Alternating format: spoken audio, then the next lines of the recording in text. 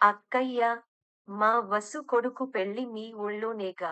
నేను 2 రోజుల ముందు నీ దగ్గరికి వస్తా. ఎన్నేళ్ళయిందో నీ దగ్గర 2 రోజులు ఉండి, ఉత్సాహంగా చెప్తున్న శశితో. అవును కదా మరి మీ ఆయనో? అడిగింది శశి అక్క ఉష. ఆయన పెళ్లివాళ్లతో వస్తారు. పెళ్ళయ్యాక ఉండటం నాకు అవదు. మళ్ళీ వ్రతానికి హైదరాబాద్ వచ్చేయాలి కదా. అందుకే ముందే వద్దామని. స్టేషన్ నుంచి నేను వచ్చేస్తానులే. ఎవరూ రావద్దు. ఆగకుండా చెప్తున్న శశితో, అలాగే. రైలు ఎక్కగానే ఫోన్ చెయ్యి అంటూ ఫోన్ పెట్టేసింది ఉష. తాను వస్తున్నానని చెప్తే ఎంతో ఆనందపడుతుంది అనుకున్న అక్క ఏదో నీరసంగా, సరే అన్నదేమిటి అనిపించినా అంత పట్టించుకోలేదు శశి. శశి, ఉష అక్కా చెల్లెళ్ళు. ఉష భర్త సూర్యం, ఆంధ్ర యూనివర్సిటీలో ప్రొఫెసర్గా రిటైర్ అయ్యారు. వైజాగ్ లో ఇల్లు మంచి పెన్షను. పిల్లలు అమెరికాలో సెటిల్ అయ్యారు. శశి భర్త చంద్రం, రాష్ట్ర ప్రభుత్వంలో మామూలు స్థాయిలో చేసి రిటైర్ అయ్యాడు. శశి కూడా కాలక్షేపం కోసం దగ్గర్లో ఉన్న స్కూల్లో టీచర్గా చేరి, ప్రిన్సిపాల్గా రిటైర్ అయింది. సైనిక్పురి దగ్గర చిన్న ఇల్లు కట్టుకున్నారు. వాళ్ళ పిల్లలు ఇద్దరూ హైదరాబాద్ లోనే విడిగా ఉంటారు. వసు అనబడే వసుంధర, శశి ఆడపడుచు. ఆమె కొడుకు పెళ్లి వైజాగ్ లో జరుగుతోంది. అక్క చెప్పినట్టే శశి ట్రైన్ ఎక్కే ముందు ఫోన్ చేసి చెప్పింది. ఉదయం రైలు దిగగానే ఆటోలో అక్క ఇంటికి వెళ్ళింది. శశి వెళ్ళేసరికి 7 అవుతోంది.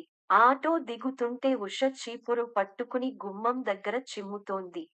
చెల్లిని చూడగానే ప్రేమగా, రావే అంటూ లోపలికి పిలుచుకెళ్ళింది. ఇంట్లో అడుగుపెడుతూనే దడుచుకుంది శశి. హాల్లో సోఫాల నిండా బట్టలు కుప్పలుగా ఉన్నాయి. మధ్యలో టీపాయ్ మీద న్యూస్ పేపర్ల కుప్పలు. ఎక్కడ కూర్చోవాలో తెలీలేదు. తన బ్యాగ్ ఒక పక్కన పెట్టి, డైనింగ్ టేబుల్ దగ్గర కుర్చీలో కూర్చుందామని చూస్తే, అంతా మెతుకులు చెత్త. అదేమీ పట్టించుకోకుండా వంటింట్లోకి వెళ్ళి, కాఫీ పెడతాను అంటూ ఉష ఒక కుర్చీ లాగి పక్కనే ఉన్న టవల్తో తుడిచి శశిని కూర్చోమంది. శశికి కాఫీ ఇచ్చి బయటికి వెళ్లి ముగ్గు వేసి, గబగబా బట్టలు మెషీన్లో వేసి వచ్చి వంట మొదలుపెట్టింది. ఉషని హఠాత్తుగా ఎవరైనా చూస్తే ఆమె పనిమనిషి అనుకుంటారు. వెలిసిపోయిన చీర వదులుగా వేళ్లాడుతున్న జాకెట్టు రేగిన జుట్టు. ఫ్రిడ్జ్లో నుంచి కూరలు తీస్తూ, భోజనాలు త్వరగా చేద్దాం. టిఫిన్ చెయ్యను అంటే, ఆకలిగా ఉన్న శశి, సరే అని, బావగారు ఎక్కడా? అని అడిగింది. వాకింగ్‌కి వెళ్ళి, అటునుంచి మా అపార్ట్మెంట్ దగ్గర ఏదో రిపేర్ ఉంటే చేయిస్తాను అన్నారు. ఓ గంటలో వస్తారు అంది. కూరలు నేను తరుగుతాను అక్కా. నువ్వు స్నానం చేసిరా అంటూ శశి కూరలు అందుకుంది. ఉష స్నానం చేసి వచ్చేలోగా పని అమ్మాయి వచ్చింది. ఇంక ఉష ఆమె వెనకాలే తిరుగుతూ, ఇక్కడ తుడవలేదు, గిన్నెలు సరిగ్గా కడగలేదు అని ఒకటే నస. నువ్వు ఇచ్చే జీతానికి ఇదే ఎక్కువ అంటూ ఆ అమ్మాయి విరుపులు. విచిత్రంగా అనిపించింది శశికి. ఆ అమ్మాయి వెళ్ళాక, సగం పని ఉషే చేస్తుంటే, ఎందుకు అక్కా, అన్నీ నువ్వు చేస్తావు? ఆ అమ్మాయి చేత చేయించు అంది శశి. వేలు వేలు జీతాలు కావాలి వాళ్ళకి. మా ఇద్దరికీ ఏమంత పని? నాకు ఏదో ఎక్సర్సైజ్ ఉండాలిగా అంటూ వంట ముగించింది. ఉన్న 2 రోజుల్లో శశి గమనించింది ఏమంటే, అక్క ప్రతి పైసా లెక్క చూడటం, పెన్షన్ మీద బతకాలి అంటూ ఏది చౌకో అది తినడం. మంచి బట్టలు లోపల పెట్టి, పాతవి తీసి అవే కట్టడం. ఆఖరికి కారు తీయాలంటే పెట్రోల్ ఖర్చు అని, బావని బస్సులో తిరగమనడం. శశికి అనుమానం వచ్చింది. నిజంగా వీళ్ళు డబ్బుకి ఇబ్బంది పడుతున్నారా అనిపించింది. అవకాశం దొరికినప్పుడు బావగారిని అడిగింది. బావా, నేనడిగానని ఏమీ అనుకోకండి. మీకు డబ్బు ఇబ్బంది ఏమన్నా ఉందా? నువ్వింకా అడగలేదేమిటి అనుకున్నాను శశి. దేవుడి దయ వల్ల మాకు ఇబ్బంది లేదు. నా పెన్షన్ దాదాపు 1,00,000 వస్తుంది. పిల్లలు మాకు వద్దు అన్నా వినకుండా 2 ఫ్లాట్లు కొంది మీ అక్క. దాని అద్దెలు 50,000 వస్తాయి. కానీ డబ్బు ఖర్చు పెట్టే దగ్గర ముందు ఇంకా అవసరం ఉంది అంటూ ఒక్క రూపాయి కూడా ఖర్చు పెట్టనివ్వదు. ఇష్టమైనవి తింటూ హాయిగా కావాల్సిన చోట్లకి తిరుగుతూ జీవితాన్ని ఎంజాయ్ చేద్దామంటే వినదు. ఇంట్లో వంటమనిషిని డ్రైవర్ని పెట్టుకునే స్తోమత ఉంది కానీ నన్ను బస్సులో తిరగమంటుంది. అన్ని పనులు తను చెయ్యలేక చేస్తూ బాధపడుతుంది. ఏమి చెయ్యాలో తెలియడం లేదు. బాధ వెళ్ళబుచ్చుకున్నాడు ఆయన. పెళ్లి హడావిడి అయ్యాక శశి 2-3 సార్లు అక్కకి ఫోన్ చేసి వాళ్ళ ఇంటికి ఆహ్వానించింది. ఉషకి కూడా ఇంట్లో చేసుకుని విసుగు వచ్చింది. పైగా సూర్యం కూడా ఎక్కడికి వెళ్ళక చాలా రోజులు అయింది. వెళ్దాం అనడంతో ఇద్దరూ హైదరాబాద్ వచ్చారు. స్టేషన్లో శశి భర్త చంద్రం వీళ్ళ కోసం ప్లాట్ఫామ్ మీద వేచి చూస్తున్నాడు. వీళ్ళు రైలు దిగగానే రండి, వెల్కమ్ టు హైదరాబాద్, మీ చెల్లెలు మీకోసం ఇంట్లో ఎదురు చూస్తోంది అని ఆహ్వానిస్తుంటే వీళ్ళ సామాను చంద్రం పక్కన అతను పట్టుకున్నాడు. ఉష అది చూసి అయ్యో, మన సామాను అంటూ కంగారు పడుతుంటే చంద్రం నవ్వుతూ మనవాడే వదినా, సాయి మన డ్రైవర్ అన్నాడు. డ్రైవరే అంటూ నోరు వెళ్ళబెట్టింది ఉష.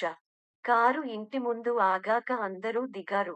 కాలనీ అంతా చెట్లు, విశాలమైన రోడ్లు, నీట్గా ఉంది. శశి, చంద్రంల ఇల్లు చిన్నదైనా చూడముచ్చటగా ఉంది. మేము మీ పిల్లల పెళ్ళిళ్ళకి వచ్చాం. ఇల్లు కొత్తగా ఉంది, ఏమైనా మార్పులు చేశారా? ఏమీ లేదు అన్నగారు. కాస్త రెగ్యులర్గా రిపేర్లు చేయించడం. 5 ఏళ్లకి ఒకసారి రంగులు వేయించడం. అంతే అన్నాడు చంద్రం. తమ ఇంటికి రంగులు ఎప్పుడు వేయించాం అని ఉష ఆలోచిస్తే 15 ఏళ్లు అయింది. రిపేర్లు చేయించి కూడా చాలా కాలం అని గుర్తు వచ్చింది. అందుకే ఇల్లు పెచ్చులు ఊడిపోయి పాతగా ఉంది అనుకుంది. ఇంటి లోపలికి అడుగు పెడుతుంటే హాయిగా అనిపించింది. తక్కువ సామాను ఉన్నా అన్నీ శుభ్రంగా సర్ది ఉన్నాయి. సోఫాలు, వాటి మీద కుషన్లు, కిటికీలకు తెల్లటి కర్టెన్లు వేసి ఎక్కడా బూజు దుమ్ము లేకుండా నీట్గా ఉంది. సాయి సామానులు తీసుకొచ్చి ఒక బెడ్రూంలో పెట్టాడు. డైనింగ్ టేబుల్ మీద ప్లేట్లు, గ్లాసులు అమర్చి ఉన్నాయి. మధ్యలో ఒక గాజులో ఇంట్లో పూసిన తెల్ల, ఎర్ర గన్నేరు పెట్టి ఉన్నాయి. ఇంట్లోంచి మంచి అగర్బత్తి పరిమళం వస్తోంది. సెలబ్రిటీల ఇంట్లో మనమూ ఉందామా? ప్రయాణం బాగా జరిగిందా? అంటూ పలకరించిన శశిని చూసి ఉషకి సిగ్గు వేసింది. అప్పటికే స్నానం చేసి ఇస్త్రీ చేసిన నూలు చీర కట్టుకుంది. తల శుభ్రంగా దువ్వుకుని చిన్న క్లిప్ పెట్టుకుంది. పూజ కూడా అయినట్లు ముఖాన బొట్టు, కింద చిన్న కుంకుమ బొట్టు ఉంది. తాను శశి వచ్చినప్పుడు ఎలా ఉందో గుర్తొచ్చి సిగ్గేసింది. అక్కా, ఫ్రెష్ అయ్యి రండి. టిఫిన్ రెడీగా ఉంది అంది. ఏకంగా స్నానం చేస్తాను అని అంటే బాత్రూం చూపించింది. లోపల శుభ్రమైన టవలు, కొత్త సబ్బు, కొత్త టూత్ బ్రష్షు, పేస్టు, చిన్న నాప్కిను అన్నీ ఉన్నాయి. బాత్రూం కూడా మంచి ఫ్రెషనర్ వాసన వస్తూ మెరుస్తోంది. ఉషా, సూర్యం స్నానం చేసి తయారయి వచ్చేసరికి టేబుల్ మీద టిఫిన్లు పెట్టి ఉంచారు. ప్రయాణం చేసి వచ్చారేమో, ఇద్దరికీ ఆకలిగా ఉంది. శశి, చంద్రం కూడా కూర్చున్నారు. అందరూ కూర్చోగానే ఒకామె 35-40 మధ్యలో ఉంటుంది. ఇడ్లీ, వడ, చట్నీ, సాంబార్ అన్నీ ప్లేట్లల్లో, గిన్నెల్లో సర్ది పెట్టింది. చూస్తే పని అమ్మాయిలా లేదు. ఎవరు ఈ అమ్మాయి అని అడగడానికి సంశయించి, ఇంత పొద్దున్న హోటల్ నుంచి తెప్పించావా శశి? ఆశ్చర్యంగా అడిగింది ఉష. హోటలా? నా చెలికత్తె సువర్ణ ఉండగా హోటల్ ఎందుకు దండగా? సినీ ఫక్కీలో అంది శశి. అందరూ నవ్వేశారు. టిఫిన్ తిని లేచేలోగా అందరికీ కాఫీ తీసుకువచ్చింది సువర్ణ. వీళ్ళు కాఫీ తీసుకుని సోఫాలో కూర్చుని కబుర్లు చెప్పుకుంటుంటే సువర్ణ బల్ల అంతా సర్దింది. ఈలోగా సాయి కూడా వస్తే వాళ్ళిద్దరూ టిఫిన్ తిన్నాక సువర్ణ వంటింట్లోకి వెళ్ళింది. సాయి వచ్చి, సార్ వెళ్ళనా? అడిగాడు. చంద్రం, శశి వంక చూసి. వెళ్ళు సాయి, ఇవాళ ఇంకా అవసరం లేదు. మేము రెస్ట్ తీసుకుంటాం, అన్నాడు. అతను సువర్ణతో చెప్పి వెళ్తుంటే ప్రశ్నార్థకంగా చూస్తున్న అక్కతో, సాయి, సువర్ణ భర్త, అతను ఆటో నడుపుతాడు. మాకు కావాలంటే కార్ డ్రైవింగ్ కి వస్తాడు, అంది. సువర్ణ కూడా. ఒక గంటలో చకచకా అన్ని పనులు చేసి, వండిన వంట అంతా, కంచాలు గ్లాసులతో సహా బల్లమీద పెట్టి, అమ్మా, వెళతాను. సాయంత్రం త్వరగా వస్తాను, అంటూ వెళ్ళింది. అన్ని పనులు ఆ అమ్మాయి చేస్తే నువ్వేం చేస్తావ్? నవ్వుతూ అడిగిన అక్కతో, 30 ఏళ్ళు ఇంట్లో పని స్కూల్ పిల్లల పని చేసి అలసిపోయాను అక్కా. నాకు నచ్చిన సినిమాలు చూస్తా, పుస్తకాలు చదువుతా, ఫ్రెండ్స్ తో మాట్లాడతా, నాకు నచ్చినట్టు ఉంటా. మరి సువర్ణ అంత చేస్తోందిగా జీతం ఎక్కువ ఇస్తావా? అన్న ప్రశ్నకి చంద్రం సమాధానం చెప్పాడు. సాయి, సువర్ణలకి ఇద్దరు పిల్లలు. వాళ్ళు శశి స్టూడెంట్స్. చాలా బాగా చదువుతారు. మొదట సువర్ణ మా దగ్గర పనికి చేరినప్పుడు, వాళ్ళకి ఈ స్కూల్లో చదివించే శక్తి లేక గవర్నమెంట్ స్కూల్లో చదివేవాళ్ళు. శశి తన స్కూల్ వాళ్ళతో మాట్లాడి ఫీజు తక్కువ చేయించింది. ఆ ఫీజు కూడా శశే కట్టేది. ఇప్పుడు సువర్ణ కూతురు బీటెక్ చేసి విప్రోలో ఉద్యోగం, కొడుకు ఎంబీబీఎస్ 3వ సంవత్సరం. ఇప్పటికీ వాడి చదువుకి సాయం చేస్తుంది. సువర్ణ జీతం వేరే. నెలకి 10,000, అన్నాడు. కళ్ళు తేలేసింది ఉష. 10,000? మీ ఇంట్లో డబ్బులు చెట్లకి కాస్తున్నాయా? ఎగతాళిగా అడిగింది. చెట్లకి ఏమి కాస్తున్నాయో చూసావా అక్కా? మా ఇంట్లో అన్ని కూరలు పళ్ళు కాస్తాయి. ఆ పని కూడా సువర్ణ చేస్తుంది. ఉదయం, ఇంట్లో కాఫీ నుంచి అన్ని పనులు తానే చేస్తుంది. సరుకులు చూసుకుని కావాలంటే తేవడం, బట్టలు సర్ది అవసరమైనవి ఇస్త్రీకి ఇవ్వడం. ఒకటేమిటి, సమస్తం చేస్తుంది. మా పిల్లలు శని ఆదివారాలు ఇక్కడికి వస్తే, వాళ్ళకి ఇష్టమని కారప్పూస, బూందీ లాంటివి చేసి డబ్బాల్లో ఇస్తుంది. అసలు సువర్ణ ఒక్క పూట రాకపోతే నాకు గడవదు. ఆ అమ్మాయి మా ఇంట్లో ఒక భాగం. పిల్లల పెళ్ళిళ్ళకి పురుళ్ళకి ఎంత చేసిందో చెప్పలేను. సాయి ఆటో కొనుక్కున్నాడు. కానీ మేము ఎప్పుడు రమ్మంటే అప్పుడు వస్తాడు. డబ్బులు అడగడు. ఇచ్చినా తీసుకోడు. అందుకే అన్నీ కలిపి సువర్ణ జీతం అంత, అంది శశి. మరి మీకు వచ్చే పెన్షన్? ఉష నసుగుతుంటే, మా ఇద్దరి పెన్షను కలిపిన బావగారి కంటే తక్కువే అక్కా. కానీ మాకు సరిపోతుంది. మేము పిల్లలని అడగం. వాళ్ళకి మేము ఇవ్వం. వాళ్ళు సంపాదించుకుంటున్నారు. వాళ్ళ ఖర్చులు వాళ్ళు చూసుకుంటారు. మెడికల్ ఇన్సూరెన్సు ఉంది. రిటైర్ అయినప్పుడు వచ్చిన డబ్బులు మా పేరు మీదే డిపాజిట్ చేశాం. ఎమర్జెన్సీకి ఉంటాయి. ఇప్పుడు మేము డబ్బు ఆదా చేసి ఎవరికి ఇవ్వాలి? దాన ధర్మాలు చేసినా, ఎక్కడో అనాథాశ్రమాలకి వెళ్ళి ఒక పూట తిండి, 4 పాత బట్టలు ఇచ్చినా ఏమవుతుంది? మన ఇంట్లో పని చేస్తున్న వాళ్ళు కూడా పేదవాళ్లే. సాయం చేస్తే వీళ్ళ బతుకులు బాగుపడతాయి. దానికి తగ్గ ఫలితం మనం కళ్ళారా చూడవచ్చు. మనం డబ్బు దాచి పిల్లలకి ఎంతని ఇస్తాం? దానికి లిమిట్ ఏముంది? చదువు చెప్పించాము. వాళ్ళు సంపాదించుకుంటే వాళ్ళకి డబ్బు విలువ తెలుస్తుంది. శశి చెప్పింది విని సూర్యం కూడా, నువ్వు చెప్పింది 100% నిజం శశి. ఎక్కడికో వెళ్ళి తెలీని వారికి సాయం చేసే కంటే, నీ ఎదురుగా ఉన్న వీళ్ళకి చేయడం కరెక్ట్, అన్నాడు. ఈ మాటలు విని ఉష ఆలోచనలో పడింది. శశికి కావాల్సింది కూడా అదే. భోజనాలయ్యాక అందరూ కాసేపు విశ్రాంతి తీసుకుని లేచారు. మళ్ళీ సువర్ణ వచ్చి పకోడీలు వేసి, టీ పెట్టి ఇచ్చి సాయంత్రం వంట కూడా చేస్తోంది. శశి వైజాగ్లో ఉన్న కాసేపు తను ఇంటి పనని వంట పనని ఒక్క నిమిషం కూర్చుని కబుర్లు చెప్పకుండా విసుగ్గా తిరిగిన విషయానికి గుర్తువచ్చింది ఉషకి. అదే శశి చక్కగా తమతో కూర్చుని స్థిమితంగా కబుర్లు చెప్తోంది. సాయంత్రం స్నానాలు చేసి బయట కుర్చీలు వేసుకుని కూర్చున్నారు నలుగురు. సువర్ణ చెట్లలో పాదులు సరిచేసి ఆకులు తీసి శుభ్రం చేసింది. సన్నజాజి పూలు కోసి శశికి ఇస్తే దండకట్టి అక్కకి ఇచ్చి తాను పెట్టుకుంది. వీళ్ళు కబుర్లు చెప్పుకుంటుంటే బయట మోటార్ సైకిలు ఆగింది. ఒక అబ్బాయి అమ్మాయి లోపలికి వచ్చారు. గుడ్ ఈవెనింగ్ టీచర్ అంటూ. సువర్ణ పిల్లలు జ్యోతి, దీపు అంటూ పరిచయం చేసింది శశి. దీపు అన్న అతను చంద్రం చెయ్యి పట్టుకుని పల్స్ చూస్తూ మందు వేసుకున్నారా? బీపీ కొంచెం ఎక్కువగా ఉంది. చుట్టాలు వచ్చారని అన్నీ పెట్టేస్తున్నారా టీచర్?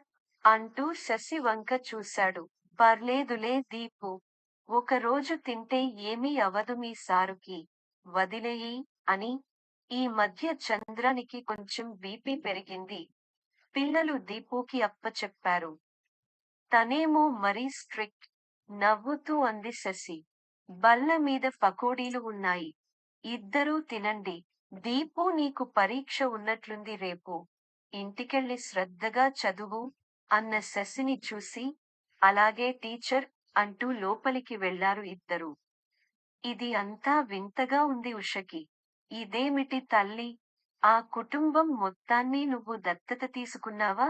ఈ రకంగా దోచి పెడుతున్నావు అంది ఉష. దీపు ఉండబట్టి మొన్న చంద్రానికి ప్రమాదం తప్పింది. సరిగ్గా సమయానికి హాస్పిటల్కి తీసుకువెళ్ళాడు. లేకపోతే తనకి పెరిగిన బీపీకి హార్ట్ ఎటాక్ వచ్చేది. మా పిల్లలు ఇక్కడే ఉన్నా వాళ్ళ ఆఫీస్ పనులు వాళ్ళవి. అదీకాక సువర్ణ కుటుంబం మమ్మల్ని చూసుకుంటారని ధైర్యం.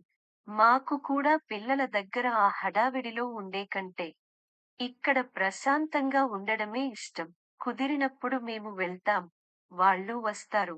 ఓపిక ఉన్నంతవరకు ఇలా ఉంటేనే నయం. నేను చెప్పానని బాధపడకు గాని, మొన్న వచ్చినప్పుడు చూశాను.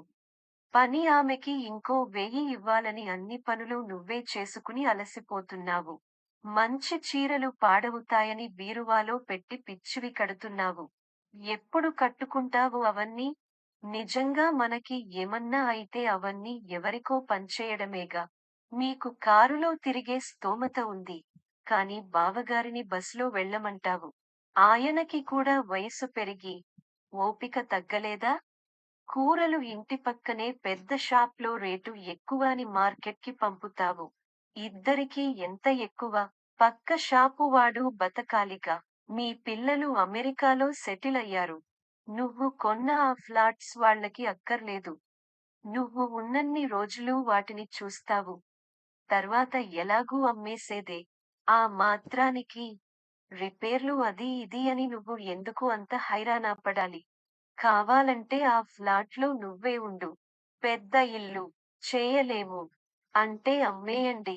రూపాయి కూడబెట్టి అవసరం లేని పిల్లలకి ఇచ్చే కంటే, ఆ డబ్బుతో నువ్వు బావగారు హాయిగా సుఖపడండి. కావాల్సిన ప్రదేశాలకి తిరగండి. దానధర్మాలు చెయ్యండి. ఇలా అవసరమున్న పేద పిల్లలని చదివిస్తే పుణ్యం, పురుషార్థం. నేను ఈ మధ్య శ్రీ మహేష్ పాయి రాసిన ఒక వ్యాసం చదివాను. Indian senior citizens are dying rich, but not living rich అని. దాని ప్రకారం మన ఇండియాలో ఉన్న వయోవృద్ధులు చాలామంది డబ్బు ఉన్నా ఖర్చు పెట్టక, పేదగా బతికి, చనిపోయాక ఆ ధనం పిల్లలకి ఇవ్వాలని దాస్తున్నట్టు తెలుస్తుంది. ఆదా చేయడం, ఆస్తులు ఏర్పరుచుకోవడం మంచిదే, చెయ్యాలి కూడా. కానీ ఆ ఆస్తులు నువ్వు అనుభవించకుండా ముందు తరాల కోసం దాచడం అవివేకం. పిల్లలకి ఇవ్వాల్సిన ఆస్తి ఇచ్చేయి. అది ఉంచుకుంటారా, అమ్ముకుంటారా అనేది ఇంక వాళ్ళిష్టం. నువ్వు దానికి కాపలాదారుగా ఉండొద్దు. జీవించినంత కాలం హాయిగా ఉండు. నువ్వు తిను, నలుగురికి పెట్టు. ఎవరి సంతోషం కోసమో కాదు. నీ తృప్తి, ఆనందం కోసం. నీకోసం జీవించు. నువ్వు కూడబెట్టిన డబ్బును నువ్వే అనుభవించు. ఆగి అక్క వంక చూసింది శశి. తను అంటున్న దానికి కోపం వచ్చిందేమో అనుకుంటూ. నిజమే శశి. పిల్లలు కూడా ఇదే చెప్తారు. మా సంపాదన మాకు చాలు. ఉన్న డబ్బుతో మీరు హాయిగా సుఖపడండి అని. నిన్ను చూశాక నాకు అనిపిస్తుంది. 100కి 1000కి లెక్క చూసుకుని కష్టపడటం నిజంగా అవసరమా అని. ఒక్కసారిగా మారిపోవటం కష్టమే కానీ నెమ్మదిగా మా సుఖానికి డబ్బు ఖర్చు పెట్టడం మొదలుపెడతాను అన్న ఉషని చూసి, చంద్రం, ఇక్కడేదో పెద్ద మాల్ ఉందిట.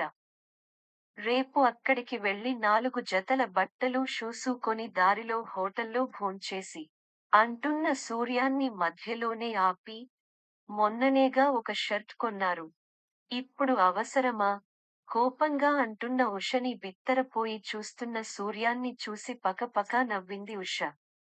ఆమెతో జత కలిపారు అందరూ.